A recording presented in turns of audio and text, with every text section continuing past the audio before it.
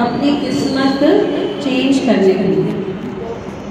हमें लगता है कि हमारे नसीब में शायद पैसा नहीं है, बंगला नहीं है, गाड़ी नहीं है। तो हुआ ऐसे, पार्वती माता ने देखा कि गरीब आदमी है, रामू नाम है उसका। शिव भगवान को कहती है कि रामू देखो ना कितना गरीब है, आप इसकी किस्मत क्यों नहीं चेंज करते हो, या इसको कुछ दे क्यों नहीं देते हो, इसको धनवान बना दो। तो शिव जी कहते हैं कि जब तक इसकी किस्मत में नहीं होगा तब तक मैं भी इसे कुछ दे नहीं सकता।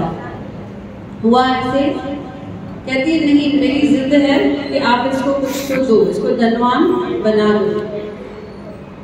शिव जी क्या कर रहे हैं, जिस रास्ते से वो गुजरता था वहां पर एक बहुत कीमती हीरा रख देते हैं। होता ये है कि जब ये आदमी यहाँ से आ रहा था तो उसने सामने से देखा एक सूरदास आ रहा है, और उसके मन में आता है कि ये बेचारे कैसे चलते होंगे ना, सूरदास बिना आंखों के, मैं भी इनकी जैसा चल के तो देखूं। तो क्या करता है, अपनी आंखें बंद कर देता है और ऐसा सूरदास के जैसा आगे आगे चल रहा होता है। वहाँ क्या पड़ा था नीचे, हीरा, हीरा पड़ा था। देख सकेगा वो हीरा, आंखें बंद करके चलेगा तो आंखें बंद करके चला और उसने वो हीरा देखा ही नहीं। भगवान देना चाह रहा है उसको, लेकिन इसके हाथ में वो नहीं आया। पार्वती कहती है नहीं नहीं, ये तो ना देना हुआ, आपने तो जमीन पे रख दिया था, रास्ते पे रख दिया था हीरा को, आप ना इसको अच्छे से दे दो, इसके हाथ में दे दो, आप मुझे दो, मैं इसके हाथ में दूंगा। शिव भगवान एक बहुत अच्छा कीमती 9 लखा हार इसके हाथ में देते हैं, पार्वती के हाथ में, लो अपने हाथ से दो उसको। ये क्या करता है, घर जाके एक मटके के अंदर उस हार को रख देता है। बाजू वाली आती है कुछ मांगने के लिए, वो जमाने में आग मांगते थे एक दूसरे से, आग जलाते थे, आग बुझ नहीं जाए तो 2-3 कोयले जले हुए रख देते थे। अभी बाजू वाली जो नेबर थी, जो पड़ोसन थी, उसकी आग बुझ गई थी, तो यहाँ पर आई और उसने आके क्या मांगा, आग मांगी, कोयले मांगने आई थी। तो वहाँ पर उसका ध्यान गया कि इसमें क्या पड़ा है मटके में, 9 लखा। ये चुपचाप चुरा के हार लेके जाती है। ये आदमी बेचारा घर पर आता है, रामू अपनी बीवी को आकर पूछता है, जहाँ मैंने हार रखा था कहाँ गया, कौन आया था घर पे। बोले बाजू वाली पड़ोसन आई थी आग मांगने, बोला पक्का वही लेके गई होगी, चलो उसको चल के मांगते हैं। बहुत झगड़ा होता है, बहुत झगड़ा होता है, वो देती नहीं है, बोलती है मैंने लिया ही नहीं है हार तुम्हारा।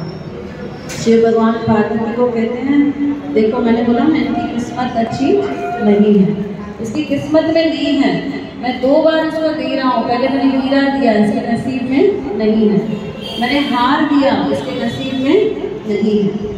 बोलती है अब और एक बार ट्राई करेंगे, तो बोलते हैं चलो और एक बार ट्राई करेंगे। अब इसको ना फिर से एक बार हीरे की अंगूठी देते हैं। तो ये आदमी क्या करता है, अपने खीसे में रखता है, अपने पॉकेट में रखता है अंगूठी और घर जा रहा होता है। रास्ते पे उसको बहुत प्यास लगती है, क्या करता है, नदी में पानी पीने के लिए जैसे ही चुकता है तो अंगूठी नीचे गिर जाती है।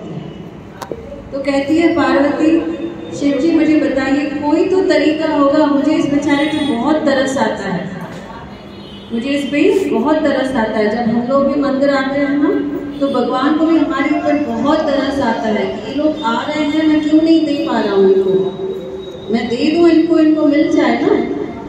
तो शिव जी देखिए क्या कहते हैं, बोलता है जब तक ये कोई गुरु के सत्संग में जाकर बैठेगा नहीं तब तक इसका किस्मत चेंज नहीं होगा। तो शिव जी उसको जाकर बताते हैं कि तुम्हारे गांव में एक गुरु जी आएंगे, जाकर तुम उसकी सेवा करना और सत्संग में तुम चुपचाप जाकर बैठ जाना, किसी से बात मत करना। ये कहता है ठीक है मैं जाऊंगा। पर जैसे ही घर से निकल रहा था वहाँ पर देखता है एक बहुत बड़ा पेड़ है और उस पेड़ के नीचे 4-5 लोग बैठ के पत्ते खेल रहे हैं, दारू पी रहे हैं, बातें कर रहे हैं। तो ये बोलता है जाऊँ क्या सत्संग में, वहाँ क्या जाके करूँगा, कभी गया ही नहीं, इससे अच्छा मैं इधर ही बैठ जाता हूँ। तो रुक जाता है वहाँ पर कि मैं पेड़ के नीचे बैठ के बातें करूँ, क्योंकि बातें हमको बहुत अच्छी लगती हैं, सत्संग हमको अच्छा नहीं लगता है। मैं इधर ही बैठ के इनके साथ बातें करूँ या मैं सत्संग में जाऊँ। तो दोनों शिव और पार्वती देख रहे हैं, बोलते हैं देखिए अभी ये क्या करता है, ये आपकी किस्मत चेंज करता है या आपकी किस्मत और खराब करता है। तो दोनों उसको देख रहे हैं और इसको याद आता है कि देखो मुझे 3 बार चीज़ें मिली। मुझे पहले हीरा उन्होंने रखा था, खैर इसको नहीं पता था वो हीरे के बारे में, इसको क्या क्या चीज़ें पता थी, इसको हार पता था और बोलता है हाथ में आकर भी चला गया, मना मेरी किस्मत क्या है, खराब है। और शिव जी ने मुझे क्या कहा है, जाकर तुम सत्संग में बैठो। और शिव जी ने ये भी कहा कि वहाँ पर तुम बातें मत करना।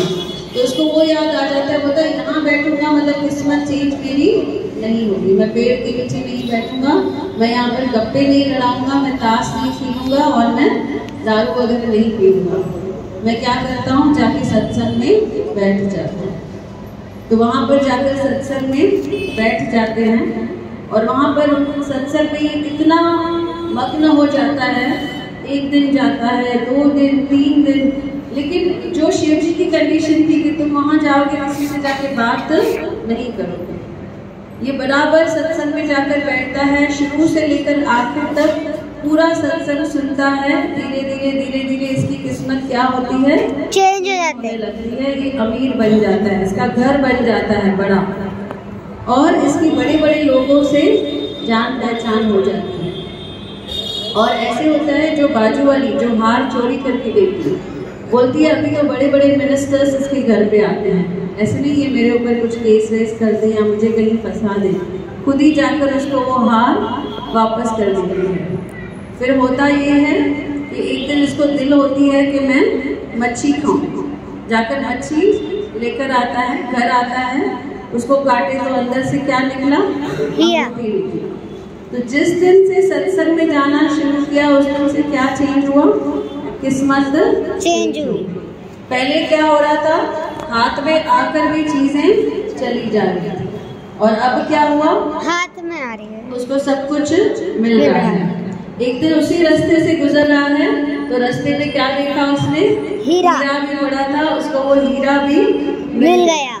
लेकिन उसने सत्संग में जाना नहीं छोड़ा, उसने कंटिन्यूस रखा सत्संग में, क्योंकि मैंने सब कुछ कहाँ से पाया है, यहीं से पाया है। अगर मैं शिव जी की बात नहीं मानता तो हमारा मन भी ऐसे ही करेगा। यहाँ पर आकर भी हम सत्संग में नहीं बैठ पाते हैं, कोई बात करता है उसको बिठाने के बजाय बैठो तुम भी सत्संग सुनो, नहीं, हम सत्संग छोड़ के उनके साथ बातें करना शुरू कर देते हैं।